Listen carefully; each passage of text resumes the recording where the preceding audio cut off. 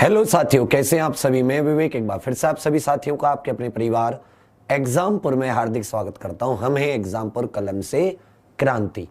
तो हमारा बच्चा ये जेल वार्डर के लिए भी है, बाकी जो हमारी हिंदी की कंटिन्यू क्लास चल रही है उसके लिए भी है। मैं दो चीज बता दूं, जेल वार्डर वाले जो बच्चे उनको 100 दिन की तैयारी करनी है, तो उनको उतना डीपली जाने की आवश्यकता नहीं होगी कि मतलब उनको मैं और ज्यादा डीपली लेके जाऊं। इसलिए मैंने क्या सोचा है कि जितना मैं पढ़ा रहा हूं उसका इतनी बार रिवीजन करना, उसके अलावा आपको किसी किताब किसी कॉपी कुछ की जरूरत नहीं है। मैं कह रहा हूं हिंदी में एक भी नंबर नहीं कटेगा। दूसरी बात, जेल वार्डर वाले बच्चे स्पेशली ध्यान दें कि मैं संधि से शुरुआत कर रहा हूं, क्योंकि संधि से फिर क्या है, दोनों बैच एक साथ हो जाएंगे और मेरे अंदर इतना दम नहीं है कि मैं दोनों को अलग अलग लेके चलूं। सेकंड चीज और सुन लीजिए, तो आपको वर्णमाला की मैंने 24, 25, 26, 27 वर्णमाला की 5 वीडियो दी है 5 घंटे की, जो मैंने रिकॉर्डेड दी है। मतलब वो लाइव नहीं है, झूठ नहीं बोलूंगा, परंतु मैं उन्हें आपको रिवाइज करा दूंगा जैसे मेरा गला मेरी तबीयत ठीक होती है। ऑन बोर्ड मैराथन क्लास लेके एकदम बढ़िया से एकदम लाइव। अभी आपको कतई भी महसूस नहीं होगा कि वो लाइव है या नहीं है। आप उन्हें धीरे धीरे इस वीक में खत्म कर दो। इस पूरे हफ्ते में उन 5 वीडियो को तो तुम निपटा दोगे, तो अगले वीक से फिर इसी हफ्ते में मतलब मेरी तबीयत, ये पूरा गला वाला ठीक हो जाएगा, फिर मैं आ जाऊंगा आपको एकदम लाइव, एकदम उस चीज को लाइव। बाकी अब सब तुम मेरे साथ पढ़ रहे हो, तुम में से बहुत सारे जैसे रामरात, विनय, विकास, शुभम बालियान, विकास की विनित करके एक बच्चा है, विकास गुजर है, ये सब तुम लोग मेरे साथ एकदम लाइव पढ़ रहे हो, तो ये मत सोच रहे रिकॉर्डेड। ठीक है, जो बातें मैं बता चुका हूं। स्टार्ट करते हैं। आज हमारा चैप्टर है संधि। कौन सा चैप्टर है बेटी? संधि। संधि आपने देखा होगा, अक्सर आपने सुना होगा कि भाई श्रीरंगपट्टनम की संधि, श्रीरंगपट्टनम की संधि सुनी होगी ना। संधि शब्द जरूर सुना होगा आपने। आपने संधि का मतलब समझौता भी सुना होगा, कहीं ना कहीं आपने इतिहास में सुना होगा श्रीरंगपट्टनम की संधि हुई, समझौता हुआ, या आपस में क्या हो गया, मेल हो गया। तो संधि भी 2 शब्दों से मिलकर बनाए, सम धातु के अंदर धी, अर्थात इसका अर्थ होता है मेल करना या आपस में जोड़ करना। जैसे 2 + 2 कहीं पर लिखे हुए, या तो आपका एक, या तो आप इनको ऐसे ही ऐसे ही लिखे रह सकते हो, आप तो चाहे तो आप इनको ऐसे ही छोड़ सकते हैं 2 + 2 लिखे हुए, चाहे तो आप इनकी जगह क्या लिख सकते हैं, 4 लिख सकते हैं, चाहे तो आप इनकी जगह क्या लिख सकते हैं, 4 लिख सकते हैं। तो कहने का मतलब इसमें आपने देखा कि थोड़ा सा सही नहीं लग रहा था जब हमें पता है कि 2 और 2 एक साथ मिलकर इनका मेल कराने से 4 हो सकता है। तो मैंने कहा कि भाई हमारे यहां पर 4, हम 4 भाई बहन हैं। तो एक तो मैं ऐसे लिख सकता हूं कि हम 2 + 2 भाई बहन हैं, या मैं लिख सकता हूं कि हम 4 भाई बहन हैं। बताओ कौन सी चीज सही लगेगी? तो आप कहोगे भैया ये वाली चीज सही लगेगी। क्यों? क्योंकि एक ही चीज बार बार रिपीट कर रही है, स्थान भी ज्यादा घेर रही है, और कहने में भी सही नहीं लग रहा कि हम 2 + 2 भाई बहन हैं। हम ऐसे कह देते कि हम 4 भाई बहन हैं। तो संधि में क्या है कि अगर कोई चीज बार बार रिपीट करती है, किसी चीज की बार बार आवृत्ति होती है, तो उसे हटाकर उसके स्थान पर एक ध्वनि या उसके स्थान पर एक चीज आ सकती है। ये भी कह सकते हैं कि 2 के स्थान पर 1। चलिए, ये तो हो गया संधि का शाब्दिक अर्थ की संधि 2 शब्दों से मिलकर बना है, सम धी, अर्थात जिसका अर्थ होता है मेल या जोड़। जैसे आप नीला और लाल रंग मिला देते हो, क्या मिला देते हो? नीला और लाल रंग। आपको किस रंग की प्राप्ति होती है? बैंगनी रंग की प्राप्ति होती है। और यह प्राकृतिक क्रिया है। कैसी क्रिया है? प्राकृतिक क्रिया है। इसी तरह बाबू, जो आपकी संधि होती है वह भी एक प्राकृतिक क्रिया है कि आप नेचुरल व्यक्ति किसी भी भाषा में जो परस्पर एक जैसी ध्वनियां होती हैं, परस्पर या आपस में संबंधित ध्वनियां होती हैं, आपस में संबंधित ध्वनियां, उनका मेल हो जाता है। क्या हो जाता है? मेल। जिस प्रकार प्रकृति में नीला और लाल रंग मिलने पर बैंगनी रंग में परावर्तित हो जाते हैं, उसी प्रकार भाषा में जो संबंधित ध्वनियां होती हैं, आपस में जिनमें कोई ना कोई मेल होता है, आपस में जिनमें कोई ना कोई संबंध होता है, उनमें मेल हो जाता है। क्या हो जाता है? मेल। और इसी पूरी प्रक्रिया को हम लोग संधि कहते हैं। क्या कहते हैं? संधि कहते हैं। क्या कहते हैं बच्चा? संधि कहते हैं। हमने कहा यह हमारा बिल्कुल सिंपल सी है कि एक ऐसी क्रिया जिसमें किन्हीं भी दो चीजों का मेल होता है, चाहे वो रंगों से जुड़ी हो, चाहे वो किसी भाषा से जुड़ी हो, दो चीजों का मेल। चाहे हमने देखा इतिहास में दो लड़ाकू पार्टियों का मेल हुआ हो, अंग्रेजों का मैसूर के टीपू सुल्तान का श्रीरंगपट्टनम की संधि, तो वहां भी दो के बीच में मेल होता है ना। इसी प्रकार से बाबू भाषा में भी दो के बीच में मेल होता है। भाषा में जो पार्टियां होती हैं वो होती है ध्वनि। तो अब हम संधि को समझेंगे भाषा के अकॉर्डिंग। किसके अकॉर्डिंग? लैंग्वेज के अकॉर्डिंग, या हम ये कह सकते हैं भाषा के संबंध में। भाषा के संबंध में संधि, कि भाई हम संधि क्यों पढ़ रहे हैं।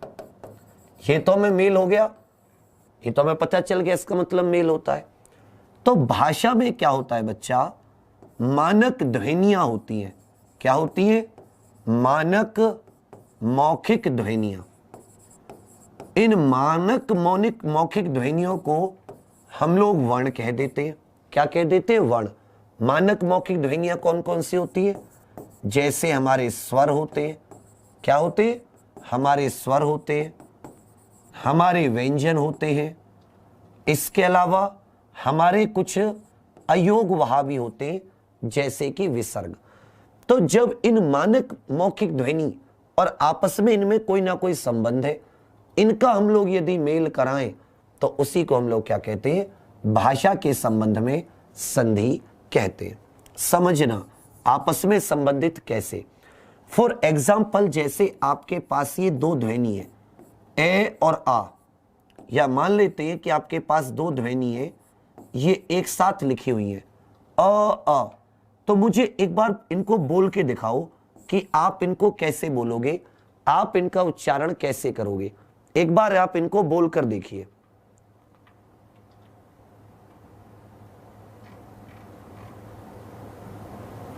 बताइए इसको।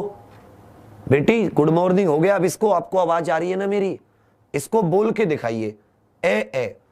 तो आप एक बात, इसको अलग अलग बोलने में समय लोगे। कैसे? इसको आप एक समय लोगे, भाई ये एक समय हो गया, क्योंकि ये कौन से स्वर हैं?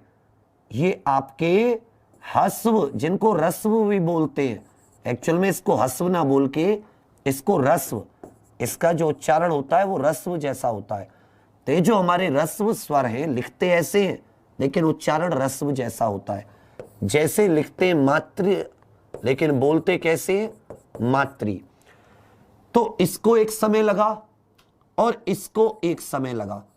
अब हमने कहा कि भाई यदि हम इसको एक एक अलग अलग समय दे रहे हैं, इसके स्थान पर यदि हम ऐसी ही एक संबंधित ध्वनि, इन्हीं से संबंधित एक और ध्वनि आ को लिख दें, इन दोनों के स्थान पर हमने एक ऐसी ध्वनि लिख दी जो कितना समय लेती थी? दो के बराबर समय लेती थी।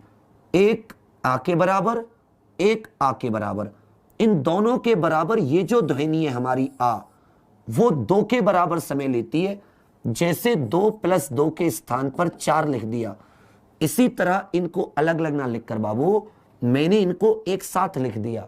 इनको अलग अलग ना लिखकर मैंने इनको एक साथ लिख दिया और इसी से संबंधित है। संबंधित क्यों है?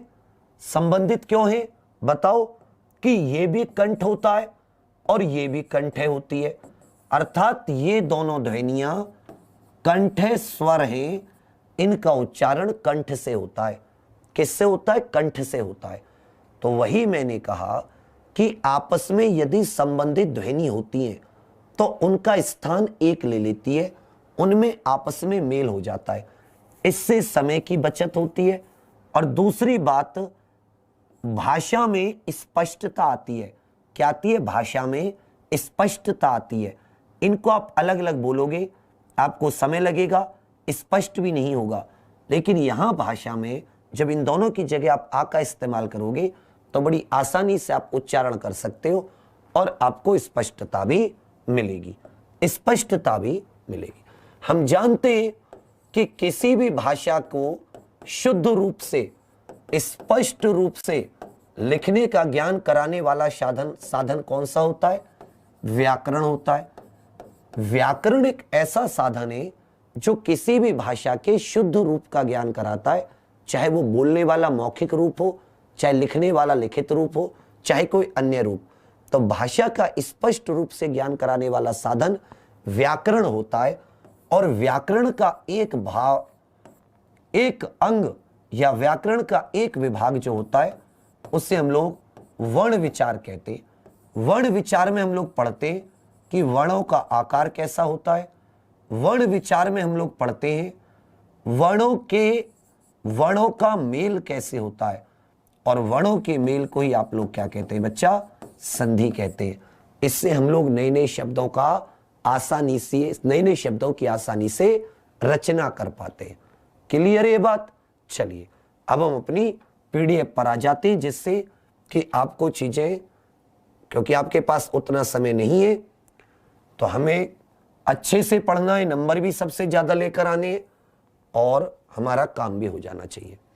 तो सबसे पहले आ जाता है संधि, अर्थात जिसका शाब्दिक अर्थ है मेल, जो दो शब्दों से मिलकर बनाए। सम प्लस धी, किन से मिलकर बनाए बच्चा? दो शब्दों से मिलकर बनाए, सम प्लस धी। शाब्दिक अर्थ है मेल अथवा जोड़। परिभाषा, दो निकटवर्ती वर्णों के परस्पर या आपसी मेल से जो विकार उत्पन्न होता है वह संधि कहलाता है। दो निकटवर्ती वर्णों, वर्ण मतलब मानक ध्वनि, वर्ण मतलब हमारे मुख से उच्चरित ऐसी ध्वनि कि जिसका कोई अपना अर्थ है, अर्थात जो कि जिसको हमने एक मानक रूप दिया हुआ है, जिसको हमने एक मानक ध्वनि माना गया है। हमारे मुंह से कई सारी ध्वनि निकलती है, ए आ ई ऐ, डकार भी निकलती है, लेकिन डकार वर्ण नहीं होती। वर्ण वही ध्वनि है कि जिसको हमने मानक ध्वनि माना है, ए आ छोटी ई बड़ी ही, इस प्रकार से।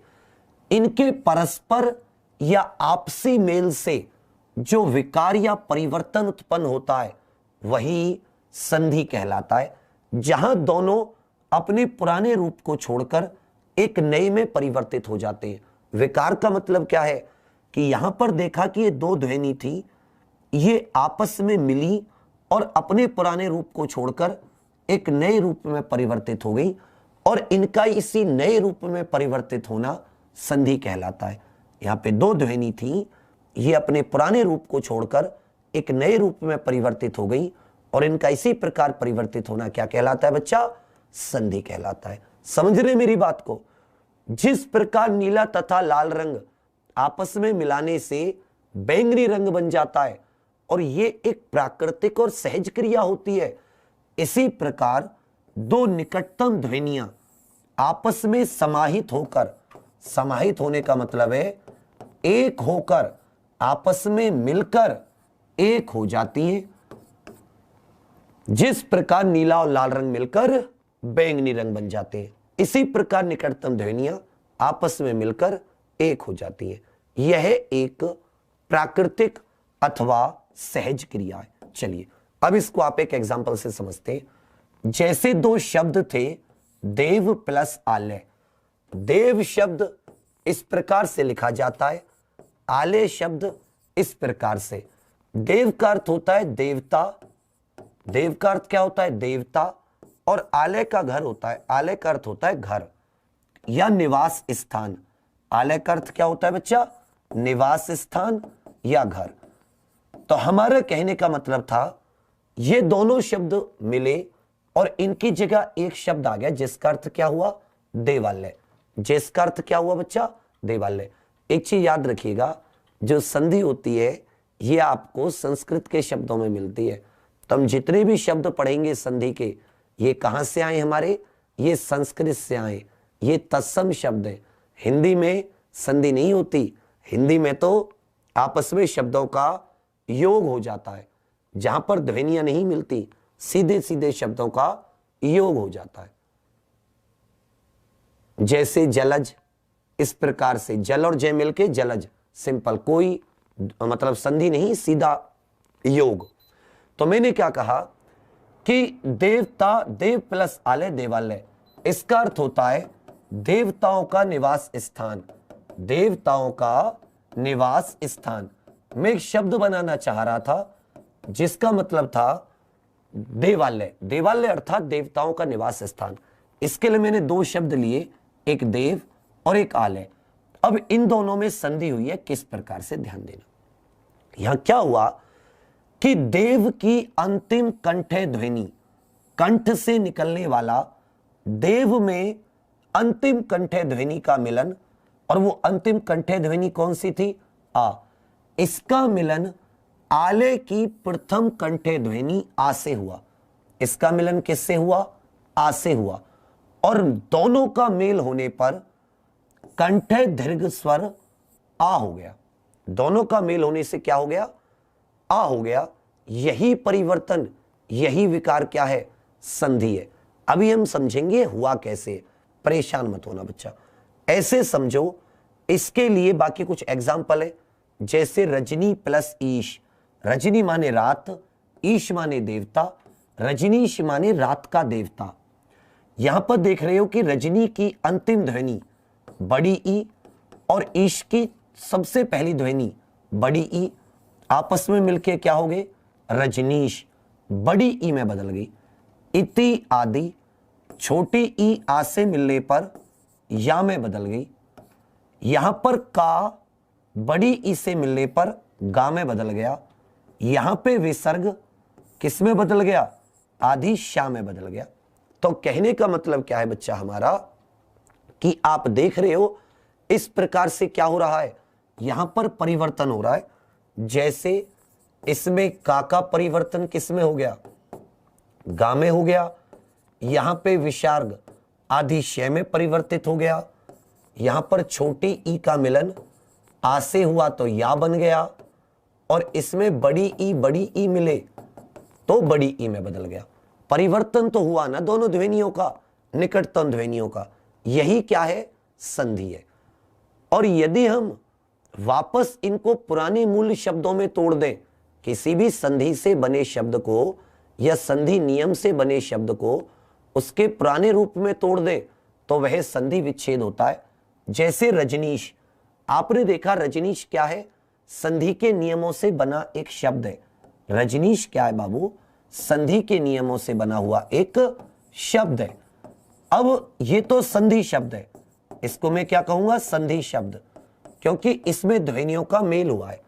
अब यदि मैं इसको वापस इसके पुराने रूप में तोड़ दूं, रजनी प्लस ईश, तो ये जो प्रक्रिया होती है इसे संधि विच्छेद कहते हैं। तो मैंने क्या लिखा, संधि नियमों से बने शब्द को वापस उसके पुराने घटक मतलब जिनसे वो मिलकर बनाए, मूल मतलब जिनसे वो मिलकर बनाए, मूल शब्दों में पृथक कर देना या तोड़ देना, अलग कर देना, संधि विच्छेद कहलाता है।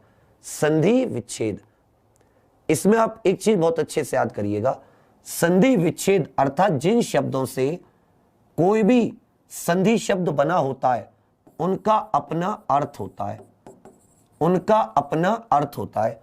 आप रजनी को ऐसे नहीं लिख सकते, ये गलत है, आप रजनी को ऐसे ही लिखोगे। इसी तरह ईश की सही स्पेलिंग ये होती है, ना कि ईश की सही स्पेलिंग इनमें से कोई होती है।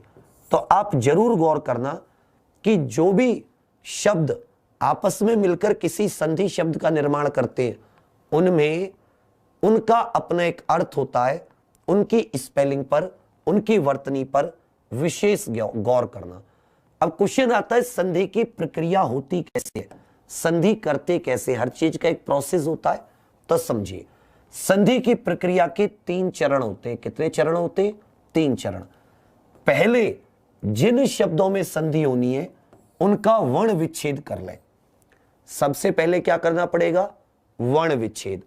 जैसे मेरे पास शब्द है देव, तो बाबू देव आपको देखने में देव लग रहा है, लेकिन ये सबसे छोटी, जिन्हें लघुत्तम मानक ध्वनि बोलते हैं, जिसको हम तोड़ नहीं सकते, इसको हम तोड़ सकते हैं।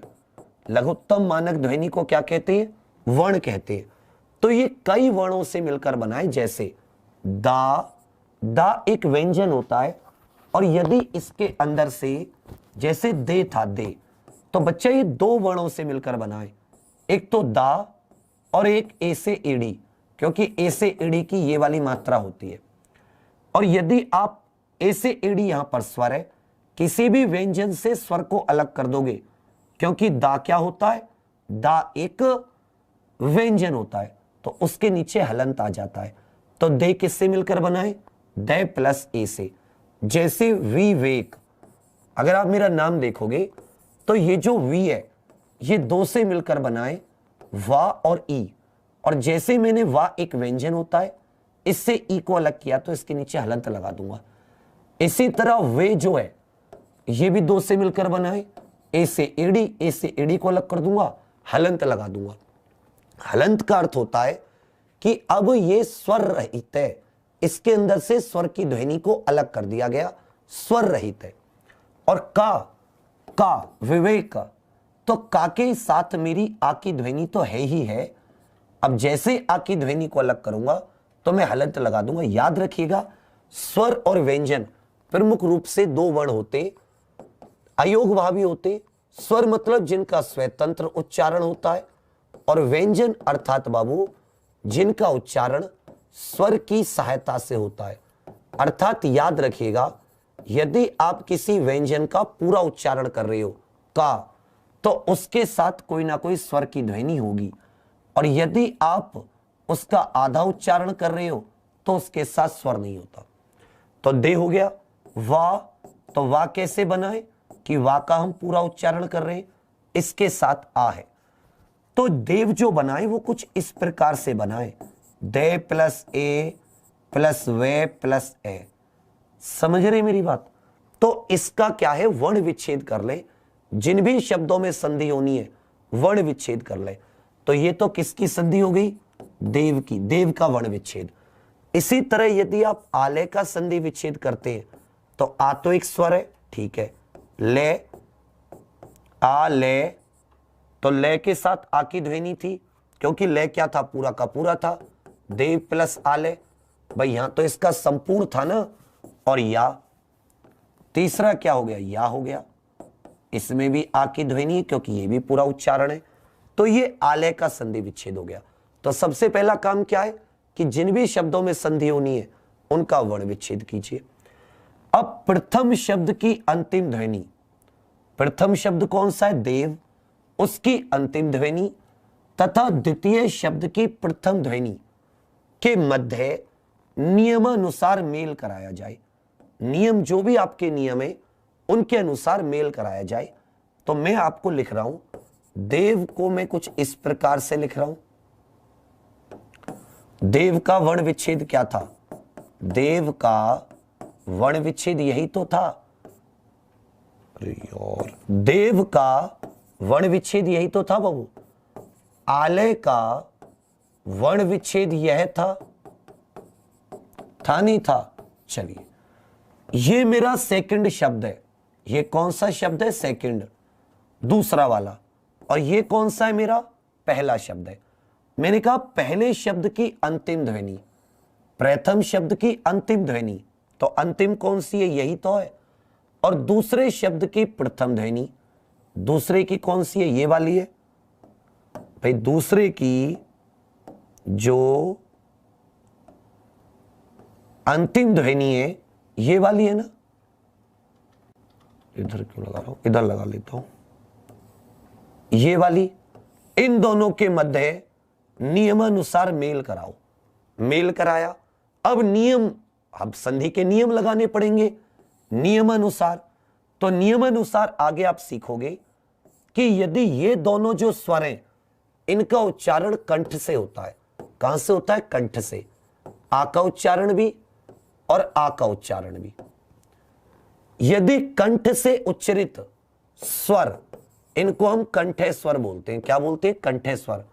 इनका आपस में मिलन होता है।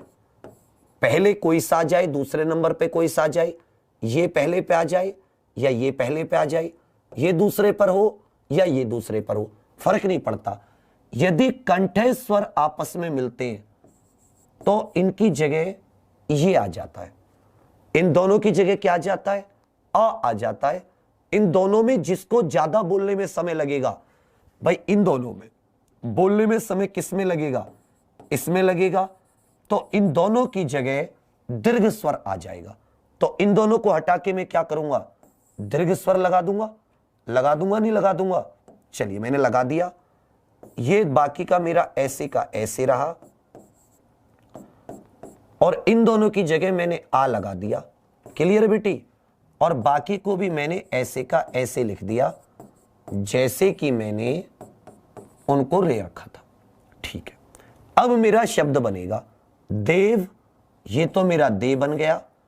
और वाह, याद रखिएगा, यदि कहीं पर आपको इस प्रकार से बीच में स्वर मिले और यहां पे हलंत हो तो आप एक काम कीजिएगा बेटी, कभी भी स्वर को बीच में नहीं छोड़ते, उसकी जगह उसकी मात्रा का प्रयोग पहले वाले व्यंजन के साथ करते।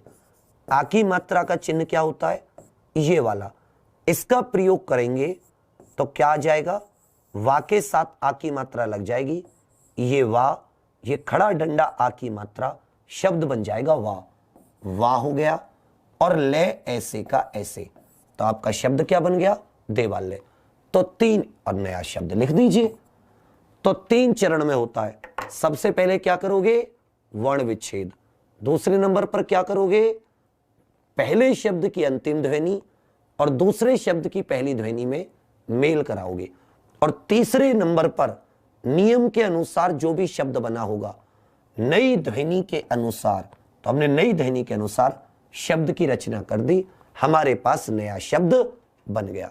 इसी चीज को मैंने आपको समझाया है, क्योंकि बोर्ड पे इस तरीके से समझाया जा सकता है, पीडीएफ में नहीं। तो देव प्लस आलय, देव हमारा प्रथम शब्द है, आलय हमारा सेकंड शब्द है, देवालय हमारा नया शब्द है। हमने तीनों स्टेप लगाए। मैंने यहां पर आपको पूरा संधि विच्छेद करके नहीं, इसका वर्ण विच्छेद नहीं करके दिखाया, सिर्फ मैंने देव की अंतिम ध्वनि और आलय की प्रथम ध्वनि को दिखाया यहां पर। तो हमने कहा प्रथम शब्द की अंतिम ध्वनि तथा द्वितीय शब्द की प्रथम ध्वनि का मेल, ए और आ का मेल क्या हुआ? आ। नियम के अनुसार आ आया है, इसकी जगह आप कहो कि ओ आ जाए तो कभी पॉसिबल नहीं हो सकता, ये कभी नहीं हो सकता। इसकी जगह हमेशा आ ही आएगा, क्योंकि जब भी आप कंठ से, क्या है कि ये दोनों के दोनों स्वर, इनका उच्चारण कंठ से होता है। और कंठ से उच्चारण होने का मतलब, यदि उससे उच्चरित जो भी ध्वनियां आपस में मेल कर रही हैं तो इसको बोलने में 1 समय लग रहा है, इसको बोलने में 2 समय, इनसे बड़ा समय लगाने वाला कोई वर्ण ही नहीं है। और जब 2 ध्वनि मिलेंगी तो मैक्सिमम अधिक से अधिक समय जो लगेगा बोलने में वो इतना लगेगा। इसलिए हम किसको लिख देते? आ को लिख देते हैं, क्योंकि यही है जिसके उच्चारण में अधिकतम समय लगता है। कंठ से निकलने वाली 2 स्वर होते हैं भाई, कंठ से निकलने वाले 2 स्वर होते हैं, ए और आ। इनमें से उच्चारण में जो अधिक समय लगेगा वो आ में लगेगा, इसीलिए इन दोनों की जगह आ ही आएगा यदि इस प्रकार से मेल होता है। और तीसरे नाम पर हमारा क्या बन जाएगा? देवालय शब्द बन जाएगा। क्लियर है? चलिए अब आ जाते हैं संधि के भेद। क्या जाते बेटी? संधि के भेद। जब आप पीडीएफ पढ़ोगे रिवीजन में तो बहुत ही आराम से, बिल्कुल प्यार से मैंने आपको देने की कोशिश की है पीडीएफ को। इसका सबसे बड़ा आपका फायदा क्या होगा? इसका सबसे बड़ा आपका फायदा होगा कि आप किताबें उठाओगे तो इतने तरीके से आपको समझाया नहीं जाता। मैंने आपको मुंह से समझाने की कोशिश की है और जो मुंह से समझा रहा हूं उसको लिखने की कोशिश की है। समझ जाओगे, कभी गलती नहीं करोगे। संधि का भेद। हिंदी में प्रमुख 3 तरह के वर्ण होते हैं। हमने कहा भाई संधि का मतलब क्या है? वर्ण। हमने कहा कि भी देखो प्रमुख 3 तरह के होते हैं, एक स्वर हो जाता है, एक व्यंजन हो जाता है, एक अयोगवाह। और हिंदी में ना कह के यदि हम संस्कृत में कहें, क्योंकि हम तो इसको एक्चुअल में संस्कृत के लिहाज से पढ़ रहे हैं, इसको एक्चुअल में हम तत्सम शब्द कैसे बने उनको जानने के लिए पढ़ रहे हैं। वर्णों का मेल हुआ कैसे? तो स्वर, व्यंजन, अयोगवाह। अयोगवाह हमारे 2 होते हैं, एक तो अनुस्वार होता है, एक विसर्ग होता है। इसमें से सिर्फ हमने इसको चुना, तो हमने कहा 3 तरह के वर्ण होते हैं, स्वर, व्यंजन और अयोगवाह। और इन्हीं के आधार पर संधि के 3 भेद होते हैं। कितने होते? संधि के कुल 3 भेद होते हैं। एक को हम लोग स्वर संधि कहते हैं। याद रखिएगा, जो हमारे स्वर होते हैं उन्हें संस्कृत में अच कहा जाता है। क्या कहा जाता है? अच। तो इसको अच संधि भी कहते हैं। व्यंजन, व्यंजन को हिंदी में, व्यंजन को संस्कृत में हल कहा जाता है, तो व्यंजन संधि। और तीसरी हो जाती है विसर्ग संधि। ध्यान दीजिएगा, इनकी परिभाषा 3 भेद होते हैं संधि के मूल रूप से। स्वर संधि कहती है कि यदि दोनों ध्वनि जिनका मेल हो रहा है, यदि दोनों के दोनों स्वर हैं, यदि पहली और दूसरी जिनके बीच में मेल हो रहा है वो दोनों की दोनों स्वर हैं, इस प्रकार से या इस प्रकार से, तो वहां पर स्वर संधि होगी। व्यंजन संधि कहती है पहली और दूसरी जिन ध्वनियों का मेल हो रहा है उन दोनों में से कोई एक, वो पहली भी हो सकती है, वो दूसरी भी हो सकती है। यदि दोनों में से कोई एक व्यंजन हो तो वो क्या हो जाता है? व्यंजन संधि हो जाता है। जैसे हमने कहा अच प्लस अंत। यहां पर देखो, एक तो स्वर है, सेकंड ध्वनि तो स्वर है, और पहली वाली जो ध्वनि है वो व्यंजन है। तो यदि दोनों में से एक व्यंजन हो गई तो हमेशा क्या बनेगा? व्यंजन संधि होगी। दोनों में से कोई हो जाए, पहली वाली हो जाए या दूसरी वाली हो जाए। समझ रहे मेरी बात? तीसरा होता है विसर्ग संधि। तीसरी क्या होती है? विसर्ग संधि।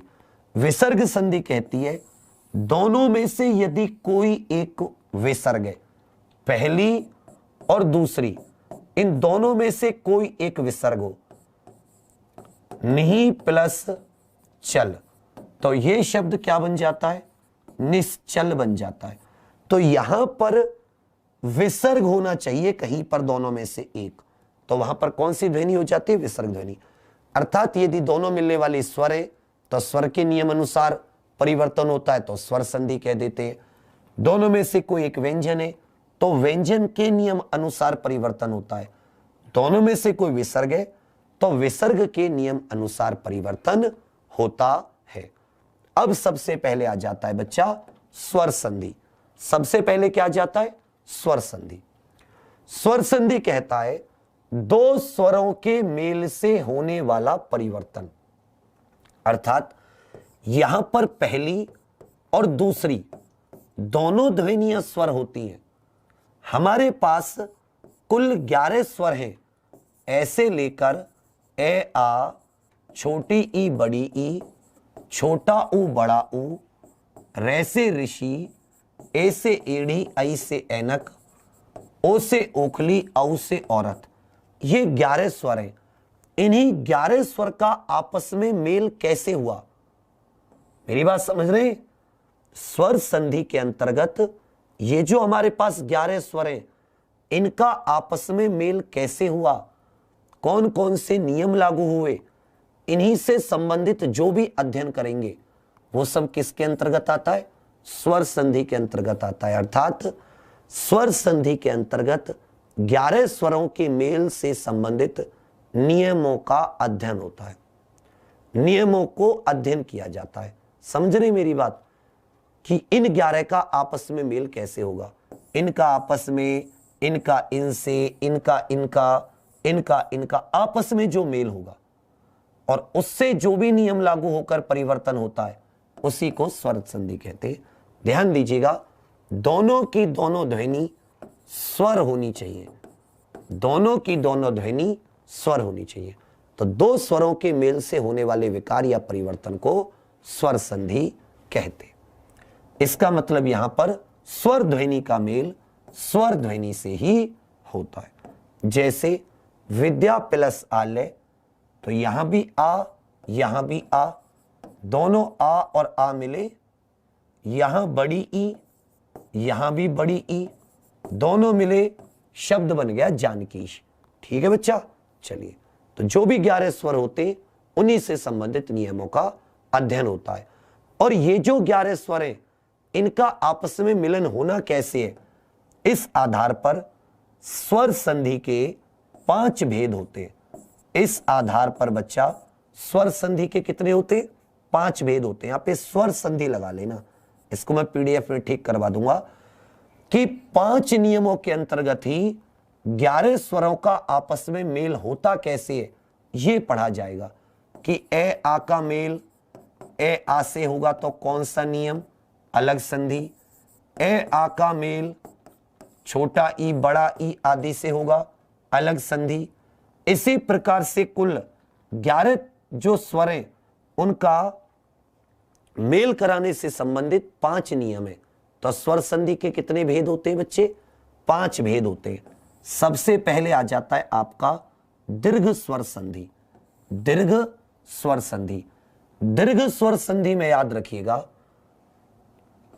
कि मिलने वाली जो ध्वनियां होती हैं उनकी जगह उनका दीर्घ रूप आ जाता है। क्या जाता है? उनकी जगह उनका दीर्घ रूप आ जाता है। आ जाता है, बड़ी ई आ जाता है, छोटा ऊ आ जाता है। गुण स्वर में मिलने वाली ध्वनियों की जगह या तो आई से एड़ी आ जाती है या ओ से ओखली आ जाती है। ठीक है बच्चा। वृद्धि स्वर में मिलकर जब ध्वनियों का मेल होता है तो या तो आई से ऐनक आ जाती है, यह मात्रा होती है आई से ऐनक की, या औ से औरत वाली ध्वनि आ जाती है। औ से औरत वाली ध्वनि आ जाती है। यण संधि में या और वा में बदल जाता है। किस में बदल जाता है? या और वा में। या रा लावा सिर्फ या वा में नहीं बदलते, जो स्वर होते हैं वो आपस में मिलने पर यारा लावे में बदल जाते हैं। जबकि अयादी संधि में स्वर मिलने पर या तो आय या आय में बदलते या अव और आव में बदलते हैं। इसे अपनी कॉपी में नोट कर लीजिए कि 5 प्रकार की क्या होती है? स्वर संधि होती है। इसकी ट्रिक हो जाएगी आपकी डीजे। क्या हो जाएगी?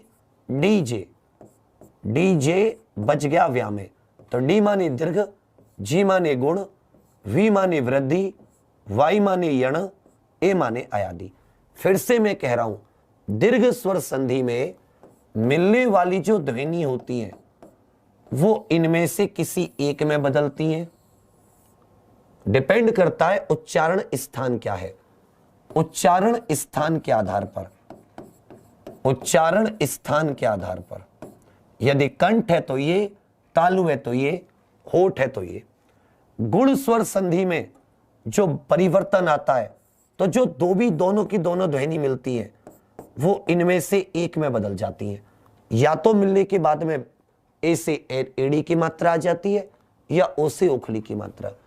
इसी तरह जो वृद्धि स्वर संधि है, इसमें जब दोनों ध्वनि मिलती हैं तो मिलकर या तो ऐ से ऐनक में डबल वाली मात्रा में बदल जाती है या औ से औरत, उसमें भी डबल मात्रा है डंडे के ऊपर। यण स्वर संधि में जो दोनों ध्वनि होती है स्वर, ये भी स्वर ये भी स्वर, या रा लावा में बदल जाते। अयादी स्वर संधि कहती है कि यहां पर पहली और दूसरी दोनों मिलके इसमें बदल जाती है। किस में बदल जाती है? अय, आय या अव और आव। इसको तो बहुत अच्छे से याद कर लीजिएगा, इससे बेस्ट कुछ नहीं है। चलिए बच्चा, अब क्या जाता है हमारा यहां। अब दीर्घ स्वर संधि समझने से पहले आप बेसिक कुछ चीजें समझ लीजिए। आप सभी जानते हैं कि हमारे पास 11 स्वर हैं। ए आ ई ऐ उ औ रे ए ओ औ, इन्हीं में हमें आपस में मेल करना है। इन सभी स्वरों का कुछ ना कुछ उच्चारण स्थान है। क्या है? उच्चारण स्थान। हमारे मुंह में बेटी 4 से 5 प्रमुख उच्चारण स्थान होते हैं। एक हमारा कंठ, एक हमारा तालु, होठ, तालु से पीछे मूर्धन्य, दांत, ये कुछ हमारे मुंह में उच्चारण स्थान होते हैं जहां से ध्वनियां। याद रखिएगा, हमारे अंदर से तो एक जैसी हवा आती है, कार्बन डाइऑक्साइड से भरी हुई। वो का, खा, चे, छे, ते, थे, पे, फे, ए, आ, ई, ऐ, उ, औ, इन सब में बदलती है। तो बदलने की जो बात है, वो जब हवा अंदर से निकलती है तो वो मुंह के अलग अलग हिस्से में टकराती है, और अलग अलग हिस्से में टकराने से अलग अलग प्रकार के आपके स्वर, अलग अलग प्रकार की ध्वनि निकलती है। मेरी बात आपको समझ में आ रही है? तो इसी तरह कुछ ध्वनि कंठ से निकलती है, कुछ उस हवा के तालु से टकराने से निकलती है, कुछ उस हवा के मूर्धन्य से, कुछ उस हवा के होठ से टकराने से। तो हमने उन्हें, उन ध्वनियों को उच्चारण स्थान नाम दिया है। तो यदि कोई स्वर एक ही उच्चारण स्थान से निकलता है तो हम उन्हें बंधु स्वर भी कह सकते हैं। बंधु कहते हैं ना, भाई बंधु स्वर, या हम उन्हें बच्चा सजातीय स्वर भी कह सकते हैं। सजातीय मतलब एक ही जाति के। एक ही जाति का मतलब है यहां पर कि एक ही उच्चारण स्थान है, इनका मूल उच्चारण स्थान एक है। तो ए और आ, इनका जो उच्चारण स्थान होता है, ए और आ बंधु भाई हैं। कैसे भाई हैं? बंधु भाई। बंधु मतलब ये दोनों भाई हैं। इनमें छोटा भाई क्योंकि इसको एक समय लगता है बोलने में, ये बड़ा भाई क्योंकि इसको डबल समय लगता है बोलने में। ठीक है बच्चा? तो जब एक बार बताओ, एक बड़ा भाई है, ऐसे छोटो, एक तो छोटा भाई है, एक बड़ा भाई है, तो छोटे और बड़े भाई में हमेशा इज्जत किसकी ज्यादा होती है? रामायण वाले मसले से देखना, आजकल के मॉडर्न टाइम में मत देखना, कि आधुनिक समय में मत जाना। यदि आप रामायण के समय में होते, आप बड़े भाई होते, आप छोटे भाई होते, तो भ्राता श्री आदेश दे। तो क्या था कि भगत, आपको याद होगा कि भरत जी ने भगवान श्री राम की चरण पादुकाओं की पूजा करके उनको सिंहासन पर बिठा के रखा था। कितना प्रेम होता था, बड़े भाई की बात मानते थे। आज के समय पे तो बड़े भाई के पेट में छुरा दे दे में, बड़ा भाई छोटे के में दे दे। मेरा एक दोस्त था बचपन का, बड़े छोटे भाई की कहानी बता रहा हूं। वो दोनों तले ऊपर का मतलब है 1-2 साल का अंतर, 3 साल का मान लो। वो इतना खतरनाक छोटा भाई है। तो जब हम बुलंदशहर रहते थे भाई, एक बार उनमें कोई बात हो गई, पेचकस ना होता, पेचकस लाया, उसके पेट में दे दिया, बड़े वाले के पेट में। और वो तगड़ा तंदुरुस्त खूब, बोले यार इसको क्या मारूं, छोटा समझ के। भाई कुछ भी होता ईंट उठा के मार देता। मतलब छोटे भाइयों की अलग। हाँ, मेरे केस में थोड़ा सा अलग है कि मेरे जो केस है उसमें जो छोटे भाई हैं वो ज्यादा ही छोटे थे, 5-10 साल का अंतर था, तो मैं उनका थोड़ा बहुत आराम से बना पाता था। तो क्या है कि आजकल तुम बड़े छोटे भाई, मॉडर्न भाइयों पे मत जाना।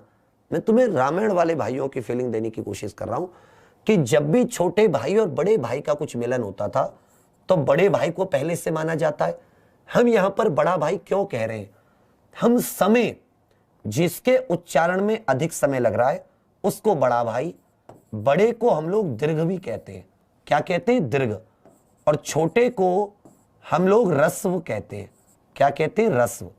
संस्कृत में छोटे को रस्व कहते हैं, बड़े को दीर्घ कहते हैं। दीर्घ रूप में, हनुमान जी दीर्घ रूप में आ गए, बड़े रूप में आ गए, क्योंकि इसके उच्चारण में डबल समय लगता है, 2 गुना समय लगता है, और इसके उच्चारण में 1 के बराबर समय लगता है, कम समय लगता है। तो जब भी छोटा या बड़े का कहीं भी मिलन होगा और एक ही उच्चारण स्थान है, ये सजातीय हैं, ये दोनों कंठ से ही उच्चरित होते हैं, तो हमेशा इनकी जगह किसकी चलेगी? बड़े की चलेगी। यदि इन दोनों का कभी भी मिलन हुआ तो इनकी जगह क्या आएगा? आ आएगा। क्या आएगा? आ। छोटा बड़ा एक ही मां की जनिए, एक ही मां की कोख से पैदा है, कंठ से, ऐसे याद कर सकते हो। जब एक ही मां की कोख से पैदा है तो जायदाद में राज सिंहासन किसको मिलेगा? बड़े को मिलेगा। ऐस थोड़ी ना कि इसको मिल जाएगा, ये तो किसी और माँ का है। ये तालव्य, इसकी माँ का नाम क्या है? तालव्य। इन दोनों में ये छोटा ये बड़ा। अब इन छोटे बड़े की जगह इनमें आपस में ये पहले आ जाए, ये बाद में आ जाए, कुछ भी हो जाए, चलेगी किसकी? बड़े की चलेगी। मान लेते हैं यहां पर यदि छोटा छोटा भी मिलता है तो भी बच्चा बड़े में बदलेगा। छोटे छोटे मिलकर भी किसको सपोर्ट करेंगे? बड़े को। दोनों यदि छोटे तो भी बड़े को, दोनों बड़े तो भी बड़े को, एक छोटा एक बड़ा, एक बड़ा एक छोटा, लेकिन हमेशा रेस्पेक्ट किसकी रहेगी? बड़े वाले की। बदलेंगे किस में? बड़े में बदलेंगे, दीर्घ में बदलेंगे। क्लियर है? और उसी मां से जने हुए। सजातीय का मतलब ये एक ही मां से पैदा, तो ई और आई तालु से तो है, इनका तालव्य स्वर होते हैं। इसी प्रकार ओष्ठ्य स्वर ऊ और ऊ, यदि इनमें आपस में कुछ भी मिलन होता है तो ये किस में बदलेंगे? बड़े ऊ में। किस में बदल जाएंगे? बड़े ऊ, क्योंकि ये दीर्घ स्वर है। कैसा स्वर है? दीर्घ। और सिर्फ इसके अलावा किसी और में नहीं बदलेंगे, क्योंकि ये एक ही जगह से इनका जन्म हुआ है। मूर्धन्य रे से ऋषि कह सकते हो, इसकी जगह आ जाता है तो ये किस में बदलेंगे? ये भी रे से ऋषि में बदल जाएगा। अभी हमें किस पे ध्यान देना है? हमें सिर्फ इन्हीं तीन पे ध्यान देना है, कंठ, तालव्य, मूर्धन्य और ओष्ठ्य। कंठ ए और आ, तालव्य छोटी ई बड़ी ई, मूर्धन्य रे से ऋषि, और होठ से ऊ और ऊ, होठ ऊ ऊ। ठीक है, चलो। बाकी कंठ तालव्य ये संयुक्त स्वर होते हैं। ये क्या होते हैं? संयुक्त स्वर। ये दो मां से पैदा है।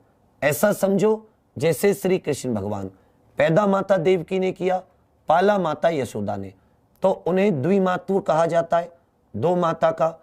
तो कंठ और तालव्य ये कंठ से भी होते हैं और ये किससे होते हैं? ये तालु से भी इनका जन्म होता है।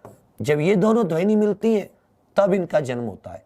तो हमें सिर्फ एक माँ वाले देखने हैं, हमें दो वाले नहीं देखने। हालांकि अब इनको पढ़ लेते हैं, आगे काम आएंगे। इस चीज को मैं बार बार बताता चलूंगा।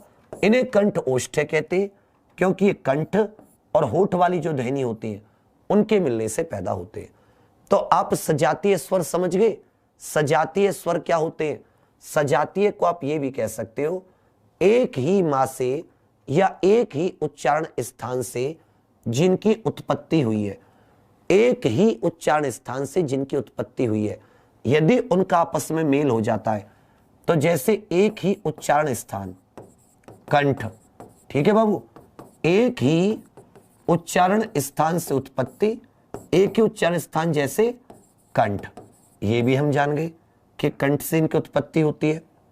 दूसरी बात हम ये भी जान गए कि जब कंठ से इनकी उत्पत्ति होती है और इनको एक ही माता से जना कहा जाएगा। एक ही माता, भाई एक ही स्थान से उच्चरित मतलब एक ही माता से जन्मे, ऐसा समझ लेते हैं। और जब ये एक माता से जन्मेंगे, इसको मैं छोटा कहूंगा, इसको बड़ा कहूंगा। यदि इसमें आपस में क्या होती है? संधि होती है, तो हमेशा किस में बदला जाएगा? उस माता से, कंठ से जो भी बड़ा उच्चारण होगा, जिसको भी ज्यादा बोलने में ज्यादा समय लगेगा, उसी में इसका परिवर्तन हो जाएगा। तो यहीं पे आ जाती है आपका स्वर संधि का पहल। स्वर संधि के 5 होते थे, उनमें पहला दीर्घ स्वर संधि।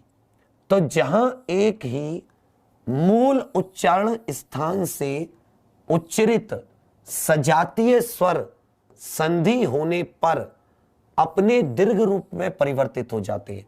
फिर से सुन लीजिए, जहां एक ही, एक कंठ, तालु, मूर्धन्य या ओष्ठ्य, जहां एक ही मूल उच्चारण स्थान से कंठ, तालु, मूर्धन्य, होठ से उच्चरित सजातीय स्वर, सजातीय मतलब उस स्थान से जो भी उच्चारण, जिन भी स्वरों का उच्चारण होता है, सिर्फ उनकी बात हो रही है। संधि होने पर, मेल होने पर अपने दीर्घ रूप में परिवर्तित हो जाते हैं। उनमें जो बड़ा होता है उसमें परिवर्तित हो जाते हैं और वहीं क्या होती है, दीर्घ स्वर संधि होती है। क्या होती है, दीर्घ स्वर संधि। तो हमने देखा, सबसे पहले देखते एक ही मूल उच्चारण, एक ही मूल उच्चारण। तो आप देख रहे हो कि ये वाला जो एग्जाम्पल है इसमें आपके कंठे स्वर है या नहीं है, ए और आ। यदि इनका मिलन इसका इससे हो या इसका इससे हो, इसका इससे हो या इसका इससे हो, इनका आपस में किसी से हो, ये एक ही उच्चारण स्थान से, इनका मूल उच्चारण स्थान एक है, इनमें आपस में संधि होगी तो ये अपने ही दीर्घ रूप में परिवर्तित हो जाएंगे, अपने ही दीर्घ आ में परिवर्तित हो जाएंगे। इसी तरह छोटी का छोटी से हो या छोटी का बड़ी से हो, बड़ी का छोटी से हो या बड़ी का बड़ी से, ये भी अपने दीर्घ रूप में। इसी तरह इसका इससे हो, इससे इसका हो, इससे इसका हो या इससे हो, अपने ही दीर्घ रूप में। या रे से ऋषि का होगा तो वो रे से ऋषि। इसी को हम लोग क्या बोल देते हैं बाबू, इसी को हम लोग दीर्घ स्वर संधि कह देते हैं कि अपने सजातीय दीर्घ रूप में, अपने ही उच्चरित स्थान से जिनका उच्चारण हुआ है उसी के दीर्घ रूप में परिवर्तित हो जाता है। यहां पर आपके सामने बहुत सारे एग्जाम्पल है, किसी किताब में इतने एग्जाम्पल नहीं होंगे, सारे हैं। जैसे मत प्लस अनुसार, सबसे पहले आपको कि ए की आसे होगी तो क्या हुआ है, ये छोटा भाई लेकिन बदलेगा किसमें, मोटा भाई में, बड़े भाई में। रस्व रस्व, लेकिन बदलेंगे किसमें, दीर्घ में। देखते हैं बेटी कैसे। मत, तो मत का यदि इसके नीचे हलंत तो है नहीं, इसका मतलब ये स्वर है, प्योर व्यंजन है, या आप इसको ये कह सकते हो पूर्ण व्यंजन है। पूर्ण व्यंजन मतलब जिसके अंदर स्वर की ध्वनि होती है। प्लस अनुस्वार, प्लस अनुसार, ठीक है बेटी। हमें पता है कि पहले शब्द की अंतिम ध्वनि और दूसरे शब्द की पहली। कहोगे सर यहां पे आ तो है ही नहीं, बेटी याद रखिएगा ये जो ता है इसी में आ की ध्वनि छुपी हुई है, क्योंकि परिभाषा के अनुसार व्यंजन स्वर की सहायता से उच्चारण होता है। यदि आप स्वर को हटा लोगे तो व्यंजन आधा रह जाएगा, पूरा व्यंजन नहीं रहेगा। यदि हलंत लगा हुआ है तो वो पूरा व्यंजन ना होके ता आधा हो जाएगा। यदि पूरा लगाना है तो मुझे उसके साथ बच्चा स्वर को रखना होगा अनुसार। तो हमने कहा कि पहला जो शब्द होता है तो पहले शब्द की अंतिम ध्वनि और दूसरे शब्द की पहली ध्वनि के बीच में मिलन होता है, ए और ए। हमने कहा कि भाई ये भी कंठ, ये भी कंठ, ठीक है। और कंठ से जो भी उच्चरित होते हैं स्वर वो किस में बदल जाते हैं, कंठ के ही दीर्घ रूप में बदल जाते हैं। तो मत आ, इनकी जगह आ जाएगा। नुसार ऐसे का ऐसे, बेटी आ की मात्रा लगाते हैं, स्वर को बीच में नहीं छोड़ते, उससे पहले वाले व्यंजन के साथ। तो शब्द क्या आ जाएगा आपका, मतानुसार। स्वर पहले वाले व्यंजन के साथ लगते, जबकि यदि बीच में कहीं पर आधे अधूरे व्यंजन आ जाए तो वो अगले वाले के साथ। तो यहां पे क्या बन गया, मतानुसार। ट्रिक भी देख लो, बीच में आ की मात्रा है, राम प्लस अवतार, इसकी ए इसकी ए, इनकी जगह आ गया रामावतार। सुख प्लस अंत, अंत मत कह देना, आपसे पूछेगा सुखांत का संधि विच्छेद कीजिए।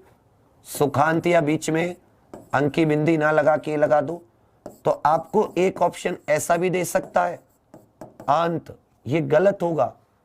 अंत कोई शब्द नहीं होता, सुख का अंत, अंत मतलब सुख का खत्म हो जाना, मतलब मत के अनुसार, वोट के अनुसार।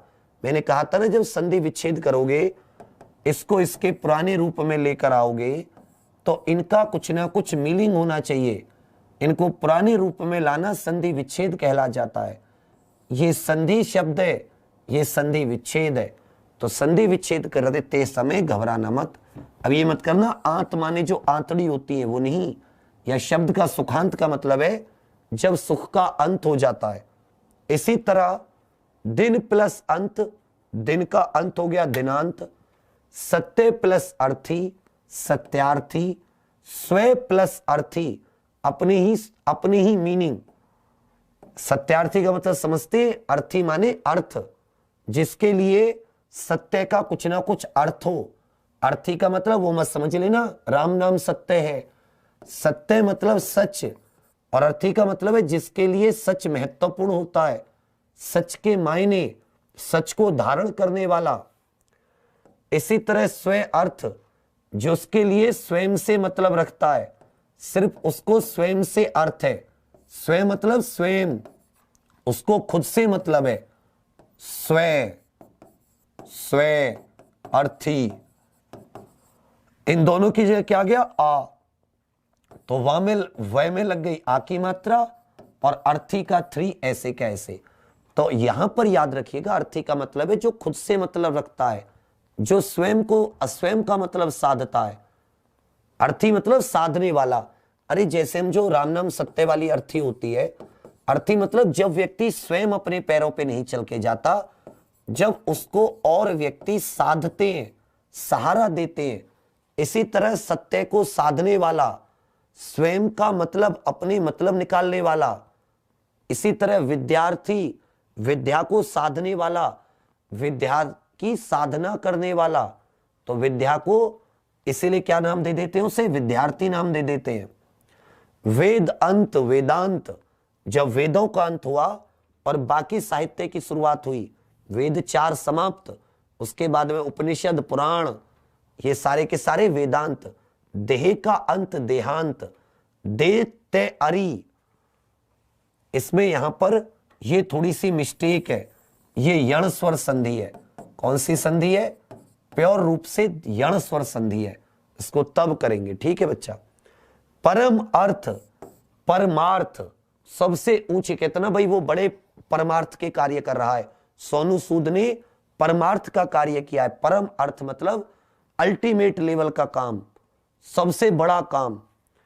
वीर अंगना, वीरांगना कैसे बना, याद रखिएगा, वीर अंगना, अंगना में वीर, वीरांगना कैसे हुआ, आ और वीर, आ दोनों मिले आ, तो वी के आगे रा के रे में आ की मात्रा, अंक की बिंदी ऐसे, तो शब्द क्या बन गया, वीरांगना।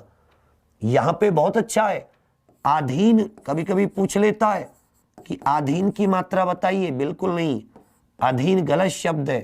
अधीन जो है गलत शब्द है, सही शब्द है अधीन। पर अधीन मतलब दूसरे के अधीन, पराधीन कैद। अन्न का अभाव, अन्ना भाव, अन्ना भाव, अन्न, अन्न आ की मात्रा है नहीं इसके साथ, और अभाव जब दोनों मिले तो ए के साथ क्या गया, अन्ना के साथ आ की मात्रा जुड़ गई, और भाव ऐसे का ऐसे, अन्ना भाव। देव अर्चन, देवों की पूजा अर्चना, देवार्चना। धर्म को साधने वाला, धर्मार्थ, अन्न भाव। युग प्लस अंतर, युगांतर, गामे आकी ध्वनि है। दिव्य प्लस अस्त्र, दिव्यास्त्र। इसी तरह राष्ट्र प्लस अध्यक्ष, राष्ट्राध्यक्ष। दिवस प्लस अंत, दिवसांत, दिन का अंत। अस्त प्लस अचल, अस्ताचल, क्योंकि बच्चा अस्त अचल दोनों मिले आ की मात्रा की। उप अध्याय, उपाध्याय। अब देखिए यहां पर उप और अध्याय ये दोनों शब्द बने, तो आ ए और ए मिलके क्या हो गए, आ मिल गए, उपाध्याय। लेकिन ये जो अध्याय शब्द है इसमें भी संधि हुई है।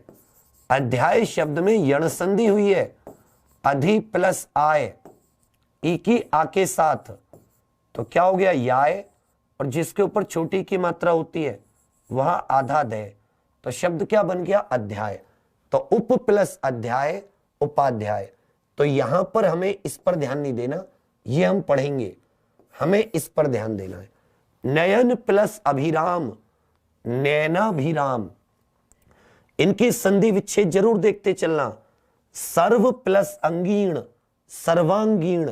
जैसे ग्राम का सर्वांगीण विकास हुआ तो गांव में हर एक जगह का विकास हुआ, सर्वांगीण विकास।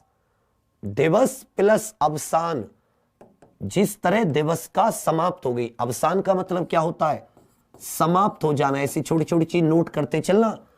तो जहां पर दिन समाप्त हो गया, हमने इसको इस 2-3 तरीके से लिखा, दिनांत, दिवसांत, लिखा नहीं लिखा। अब दिवस, दिवस में आ की मात्रा होगी, आ की ध्वनि होगी। अवसान, इन दोनों की जगह आ जाएगा, सा के साथ आ लगा दो, और वसान ऐसे का ऐसे अलग अलग करोगे। दिवस अवसान, दिन का अंत। क्वथनांक, जिस पर पानी उबलता है, तो क्वथन अंक बहुत इंपॉर्टेंट है, याद रखिएगा। पानी नहीं उबलता जिस पे, क्वथ प्लस अंक, तो कैसे लिखोगे, क्वथनांक, क्वथन। ठीक है बेटी, इसमें एक ही ध्वनि होगी होगी। अंक शब्द क्या बन जाएगा, क्वथनांक। अब कैसे याद करोगे, क्वथनांक को इंग्लिश में बॉइलिंग पॉइंट कहते हैं। क्या कहते हैं, बॉइलिंग पॉइंट। पॉइंट को हिंदी में क्या कहते हैं, अंक। और बॉइलिंग को क्या कहते हैं, क्वथन। क्या कहते हैं, क्वथन। दूध में क्वथन आ गया, मतलब दूध में उबाल आ गया, दूध बॉईल हो गया। अब जब क्वथन और अंक को मिलाएंगे तो ना के आगे आ की मात्रा होती है, अंक, ये दोनों मिल जाएंगे, नांक हो जाएगा। वही हमने क्या कहा, क्वथनांक। क्लियर है। हस्त प्लस अंतरण, यहां कंफ्यूज करने के लिए आपको आंतरण दे देगा, गलत होगा संधि विच्छेद अंतरण। अंतरण से ही शब्द होता है, एक हस्त से दूसरे हस्त में देना, हस्तांतरण। एक हस्त से दूसरे हस्त में देना, हस्तांतरण। आग्नेय अस्त्र, आग्नेय अस्त्र। अब देखो ये कितना अच्छा है, कंफ्यूज मत होना। आग्नेय, आग उगलने वाला अस्त्र, ठीक है बेटी, और अस्त्र है ही। इसके नीचे हलंतरी लगा हुआ, इसका मतलब ये पूर्ण उच्चारण है। पूर्ण उच्चारण है तो इसके अंदर आ की मात्रा, आ की ध्वनि तो है ही है, प्लस अस्त्र। ये दोनों मिले, आ की ध्वनि आ गई, या के आगे आ की मात्रा लग गई, शब्द क्या बन गया, आग्नेयास्त्र। शब्द क्या बन गया, आग्नेयास्त्र। तो आदि ने को इस तरह से भी लिख सकते हैं, उदय अचल, उदयाचल। लोहित अंग, लोहितांग। मंगल ग्रह को लोहितांग भी बोलते हैं क्योंकि वहां पर लोहा मिलता है, लोहित अंग।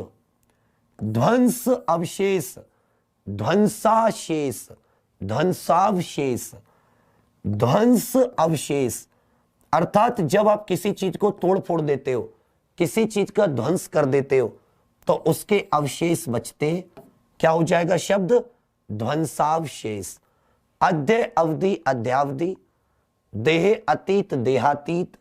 प्रसंग अनुकूल, प्रसंगानुकूल। बीज अंकुर, बीजांकुर, इसे आप पढ़ देना इससे। भग्न अवशेष। से अवयव, ये बहुत इंपॉर्टेंट है, सावयव, ध्यान देना। अवयव माने जिनसे कोई चीज मिलकर बनती है। जैसे आप कोई सब्जी बना रहे हो, उसमें जो कई प्रकार के मसाले, कच्ची सब्जी, वो सब उसके अवयव होते हैं। और से माने सहित, अवयव सहित, सावयव। तो से प्लस अवयव, भाई से में क्या होगी, एक ही मात्रा तो होगी होगी, अवयव। ये दोनों मिले तो क्या हो गया, आ हो गया, आ की मात्रा लगा दो, सावयव। से अनुरोध, सानुरोध। मर्म अंतक, मर्मांतक।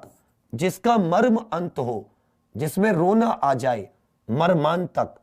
तो मर्म अंतक हो गए दोनों, आ की मात्रा लगी। शत अवधि, अवधि मतलब 100 सालों का समूह, शताब्दी। जबकि अप और ये जो अवधि शब्द है, ये खुद व्यंजन संधि है। सहस्त्र अवधि, सहस्त्राब्दी। विरह अनल, जब आपके अंदर जुदाई की आग लगी रहती है तो उसे क्या कहते हैं, विरहानल कहते हैं। आनंद अतिरेक, आनंदातिरेक। रस की अनुभूति, रसानुभूति। पाठ का अंतर, पाठांतर। पत्र का अंक, पत्रांक। स्वत्व अधिकार, खुद का अधिकार, तो वाह लग गई। पोषण अभाव, ड़ा में आ की मात्रा लग गई, पोषणाभाव। ग्राम अंचल, ग्रामांचल। दृश्य अवली, अवली का मतलब होता है पंक्ति, दृश्यावली। धर्म अधिकारी, धर्माधिकारी।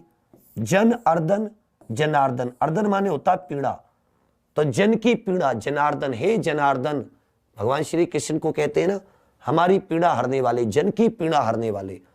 सह अनुभूति, कहते ना कि मुझे आपके साथ सहानुभूति है, तो उसका अर्थ होता है कि मैं आपके दर्द को महसूस कर पा रहा हूं, आपके अंदर जो भी अनुभूति है उसके साथ हूं। सह अनुभूति, तो है के आगे आ की मात्रा आ जाएगी, देख लो, इसकी ए की मात्रा थी ना इन दोनों की जगह, सहानुभूति। इसी तरह मान लो इन दोनों में तो ए और ए, यदि ए का मिलन आ से होता है तो जैसे भोजन प्लस आले, भोजन, तो यहां पे आप देखोगे पहले वाले में आ की मात्रा है और दूसरे वाले में आ की मात्रा, इसमें ए की इसमें आ की, दोनों मिले तो मैंने बोला था छोटा मिले तो भी छोटा बड़ा मिले, तो यहां तो ये छोटे बड़े ना कंठ से, ये आपके रस्व हो गए, ये आपके दीर्घ हो गए, समझ रहे हैं? तो किस में बदल जाएगा? दीर्घ में बदल जाएगा, इनकी जगह आपकी आ की मात्रा आ जाएगी, तो ने के आगे आ की मात्रा लगा दो, शब्द भोजनालय, शिवालय, देवालय, सत्याग्रह, पत्रालय, पुस्तकालय, आलय माने निवास। आ प्लस ए में देखो, विद्या प्लस अर्थी विद्यार्थी, परीक्षा प्लस अर्थी परीक्षार्थी, रेखा प्लस अंश, रेखा का थोड़ा सा अंश, रेखा है जैसे आपने कोई बड़ी रेखा खींची, इसका यदि कोई टुकड़ा बचा हो, यदि कोई क्या बचा हो, इस रेखा का टुकड़ा बचा हो तो उसे रेखांश कहते हैं। सीमा का अंत सीमांत, इसी तरह दोनों आ की ध्वनि हो, विद्या का घर विद्यालय, महा आत्मा महात्मा, महाआशय महाशय, जिनका अच्छा बड़ा आशय होता है, महाशय जी, ये तो इनके कहने का मतलब बड़ा होता है। वार्ता आलाप, लंबी बातचीत वार्तालाप, छोटी ई। अब की बात, अब तक हम किस पे थे? कंठ। अब हम किस पर आ गए? तालव्य पर आ गए। किस पर आ गए? तालव्य। छोटी ई बड़ी ई। यहां देखो कवि, संधि इसका विच्छेद करो, इंद्र, छोटी। मैंने कहा था छोटे भाई का मिलन बेशक हो, लेकिन बढ़ेगा क्या? उसी मां से बड़ा भाई, तो उसी मां से बड़ा क्या है? ई। इसके में दीर्घ उच्चारण है, डबल समय लगता है, तो कवि प्लस इंद्र कविंद्र, रवि प्लस इंद्र रविंद्र, अभि प्लस इष्ट अभीष्ट, मुनि प्लस इंद्र मुनिंद्र, कपि प्लस इंद्र कपिंद्र। इसी तरह छोटी ई बड़ी ई, कवि प्लस ईश्वर कविश्वर, गिरी प्लस ईश गिरीश। याद रखिएगा, गिरी माने पहाड़, पहाड़ों का देवता गिरीश, कवियों का ईश्वर कविश्वर, तो बड़ी ई छोटी ई बड़ी ई बनेगा बड़ी में, छोटा बड़ा बनेगा हमेशा बड़ी ई में, जो भी उस स्थान से दीर्घ स्वर होगा। हरि प्लस ईश हरीश, परि प्लस इच्छा परीक्षा, कपि प्लस ईश कपीश। इसी तरह छोटी का बड़ी से दे रखा है, इनको आप जरूर पढ़ना। पूछ ले आपसे योगिंद्र, एक शब्द होता है योगेंद्र, एक शब्द होता है योगिंद्र, तो अर्थात योगी और इंद्र, योगियों का इंद्र। देवी की इच्छा, सची इंद्र, मही इंद्र, मही माने धरती, ई और ई महेंद्र, एक महेंद्र होता है। नदी प्लस नदियों की देवी नदियों का देवता नदीश, जानकी के ईश्वर जानकी श्री राम, रजनी रात के देवता रजनीश, नारी का ईश्वर नारीश्वर, पृथ्वी का ईश पृथ्वीश। ईश की स्पेलिंग बोल दिया, बिल्कुल आपको ध्यान देने वाली बात है। इसी तरह यहां पे छोटा ऊ, तो ऊ का उच्चारण कहां से होता है? तो आप कहोगे ऊ का उच्चारण तो भैया मूर्धन्य से होता है, मूर्धन्य से दोनों का उच्चारण होता है। इसमें ये छोटा ये बड़ा, अगर अब इन दोनों में उच्चारण होगा, इन दोनों में मेल होगा, संधि होगी, तो हमेशा किस में परिवर्तन होगा? बड़े में। ऊ और ऊ, क्योंकि एक ही माता से, और ये मूर्धन्य नहीं, होठ से होता है इनका उच्चारण। किससे होता है बेटे? होठ से। तो ये एक ही मां के जने हुए, तो जैसे विष्णु प्लस उदय। और याद रखिएगा मात्रा आती है, जैसे बड़ी की मात्रा क्या होती है? ये वाली, तो ऊपर हम देख रहे थे कि इन सभी की जगह इस बड़ी ई की मात्रा आ जाती थी, जैसे पृथ्वी, ई और ई मिलके बड़ी ई हो गया, श ऐसे कैसे, तो इसकी जगह बड़ी ई की मात्रा अपने से पहले व्यंजन के ऊपर, पहले वाले व्यंजन के ऊपर। इसी तरह विष्णु प्लस उदय, तो यहां पर बड़े ऊ की मात्रा आ जाएगी, तो विष्णु, देखो ऊ है यहां पे ऊ, तो ऊ यहां पे तो डायरेक्ट लिखा हुआ है स्वर, प्लस उदय, ये दोनों मिलेंगे, बड़ा ऊ आ जाएगा। बड़े ऊ की क्या होती है मात्रा, मात्रा पहले वाले पे लग जाएगी, विष्णु उदय। तो वो आपको वर्तनी में भी पूछ सकता है, आपको इस तरह से शब्द दे देगा, पूछेगा बताओ इसमें कौन सा सही है। अब आप कंफ्यूज हो जाओगे, तो हमेशा याद रखिएगा ये गलत है, ये संधि शब्द है, छोटा ऊ मिलके बड़ा ऊ बना रहे विष्णु उदय। विधु उदय, विधु उदय, भानु उदय, ये वर्तनी में बहुत गलत करके पूछता है, एक साथ कई चैप्टर क्लियर हो रहे हैं। भानुदय, गुरु उपदेश, गुरु उपदेश। अब रह के ऊपर ऊ की मात्रा, एक तो रह में ये वाली छोटे ऊ की मात्रा और एक ये बड़े ऊ की मात्रा, गुरु उपदेश। इसी तरह लघु प्लस ऊर्मी, लघुर्मी। एक बात याद रखिएगा, ये 3 शब्द, इसमें मैं भी और ऐड करूंगा, ये तो मैंने पढ़ाने के लिए कम आपको दिए हैं। ऊर्मी, ऊष्मा, ऊर्मी, ऊर्जा। बेटी आप इसमें कंफ्यूज हो जाओगे, ऊर्मी कभी भी ऐसे नहीं लिखा जाता, ऊर। तो जब भी आप कंफ्यूजन को हटाना हो तो इसका उच्चारण लंबा करो, ऊर्मी, ऊर्जा, ऊष्मा। जबकि उधर्व ये इस प्रकार से होता है, उधर्व में छोटा उधर्व, तुरंत बोल दिया, लेकिन इसको खींचकर बोलो ऊष्मा, ऊर्मी, ऊर्जा, तब आप कभी भी गलत नहीं करोगे, ये इसकी सही स्पेलिंग है। तो लघु प्लस ऊर्मी, लघुर्मी। साधु प्लस ऊर्जा, देखो बीच में बड़े ऊ की मात्रा आ गई, साधुर्जा। छोटा बड़ा ऊ छोटे ऊ से करेगा, बड़ा छोटा भाई, तो भी बड़े की बात। वधु प्लस उत्सव, वधुत्सव, वधु प्लस उत्सव, वधुत्सव। वधु में बड़े ऊ की मात्रा, यहां भी बड़े ऊ की। वधु प्लस उपकार, वधुपकार। उद्धार में छोटा ऊ होता है, भू प्लस उद्धार, भूद्धार। देखो ऊर्मी की शब्द, वधु प्लस ऊर्मी, वधुर्मी, भू प्लस ऊष्मा, भूष्मा। कैसे हुआ ये, भू तो यहां पे बड़ा ऊ, ऊष्मा यहां भी बड़ा ऊ, दोनों मिल गए, इनकी जगह आ गया, इससे पहले वाले पे लगता है भाई, ऊ की मात्रा अपने से पहले वाले पे लगती है, शब्द क्या बन गया, भूष्मा। सरयूर्मी, सरयूर्मी। हुआ नहीं हुआ। अब ये तो मैंने बहुत कम इसमें एग्जाम्पल दिए, अब इसमें मैं आपको और सारे एग्जाम्पल दूंगा। अब आपका काम क्या है, आपका काम है कि इसको बार बार रिवाइज करना। कल से जो हमारी होगी उसमें हम क्या जोड़ेंगे, हमने जो 1.5 घंटे की क्लास रखी है उसमें 15 मिनट 20 मिनट हम अच्छे से कर लेंगे, पिछली क्लास के ऊपर 5-10 क्वेश्चन भी कर लेंगे। और बेटी हम लोग एक तो साहित्यकार, एक साहित्यकार, कल भारतेंदु हरिश्चंद्र जी का पूरा करेंगे और उस तरीके से पढ़ेंगे कि कौन से ग्रंथ तो उन्होंने ब्रज भाषा में लिखे, सब आता है, कौन से उन्होंने खड़ी बोली में लिखे, कौन से उनके बंगाली भाषा के थे, कौन से उनके बंगाली के लिखे हुए थे। ये सब आपके लिए बहुत इंपॉर्टेंट है, बहुत ज्यादा इंपॉर्टेंट। तो कल हम किसको करेंगे, भारतेंदु हरिश्चंद्र जी को करेंगे, उनके कुछ कथन भी करेंगे, क्यों 15 मिनट हमको लग जाएंगी। और पर्यायवाची विलोम शब्द तत्सम तद्भव, ये मैं आपको 10-10 20-20 डेली देता रहूंगा, मैं कराऊंगा नहीं, कराऊंगा बीच में, मतलब मैराथन कराऊंगा, लेकिन डेली डेली आप उन्हें याद करते रहना। पर्यायवाची, कुछ तत्सम तद्भव, कुछ तद्भव, जिससे कि डेली डेली आपका एक याद होने लगे। अच्छी तरीका है ना ये।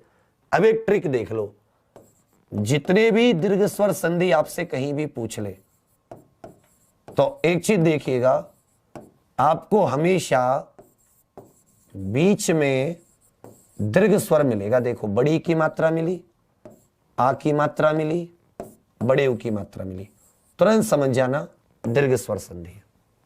सीधी सीधी पहचान है। ठीक है बेटी, आज ये कंप्लीट होगी। कलम स्वर संधि के बने हुए बाकी टाइप कंप्लीट कर लेंगे। फिर एक दिन व्यंजन, एक दिन विसर्ग संधि। यूट्यूब आदि का आप लोग कंपैरिजन की कोशिश करते हो, आप खुद बताओ क्लास कैसी लगी। एक एक चीज को बेस्ट तरीके से समझाया है। साथ में आपको हाथ से लिखा हुआ एकदम बढ़िया से आपको ये पीडीएफ मिल जाएगा। इसके ऊपर आपको क्विज भी मिलेगी, 15, 20, 50 क्वेश्चन। बताइए फटाफट, आपको संधि समझ में आई? मेल क्यों कराते हैं? इसी वजह से जैसे 2 + 2 लिखने से 4 अजीब है, इन 2 की जगह एक साथ 4 लिख दें। इसी तरह ए परस्पर एक जैसी ध्वनियों के स्थान पर आ लिख देते हैं।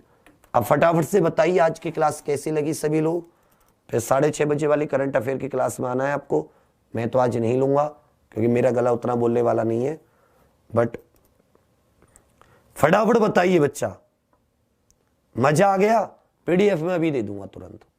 इसमें जो भी मुझे चीजें ऐड करवानी है वो दे दूंगा दोपहर तक। वहां से बेस्ट लगी?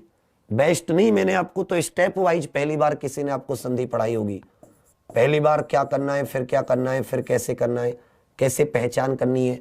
दोनों शब्दों का अपना मीनिंग होता है। भूषिमा मतलब भू मानी धरती, ऊष्मा मानी गर्मी, धरती के अंदर से जो गर्मी निकलती है भूषिमा। सरयू के पार उर्मी, सरयू की ओर। चलो अब आपका अच्छा रिजल्ट लाके दोगे ना, अपने और साथियों को भी कोशिश करना जेल वार्डर का बैच लें। और बुराई लोग करते हैं, बट इतना मुझे नहीं लगता कि इस चीज को आपको किताब से पढ़ोगे उतना तरीके समझ में नहीं आएंगे, लेकिन आपको बहुत अलग अलग तरीके की चीजें देने की कोशिश है। रिवीजन जरूर करते रहना, ये वादा है। कल से हम लोग अपने साहित्य के एक साहित्यकार 100 दिन में 100 साहित्यकार पूरे करेंगे और फिर उनका रिवीजन करेंगे। देखना कुछ भी बाहर नहीं जाएगा। और अपने साथ साथ पर्यायवाची विलोम, ये मैंने एसआई में भी ऐसे करवाया था, पर्यायवाची विलोम तत्सम तद्भव 10-10, 20-20 डेली जब मैं दे दिया करूंगा ना, आप ऐसे ही याद कर लोगे, पता भी नहीं चलेगी, पूरी हिंदी कंप्लीट हो जाएगी। ठीक है बेटी, चलिए फिर, थैंक यू, धन्यवाद। 6:30 बजे वाली सभी लोग करंट देखना, तुम लोगों के लिए जेल वार्डर वाले सब लोग सुन लो, जितने भी तुम लोग हो, यूपीएसआई, यूपी कांस्टेबल, लेखपाल, करंट की क्लास मत छोड़ो। एग्जामपुर की बाबू ये क्लास आपको सबसे ज्यादा नंबर जीके मिला के देगी। सब लोग क्लास में आओ, ठीक है। थैंक यू बच्चा।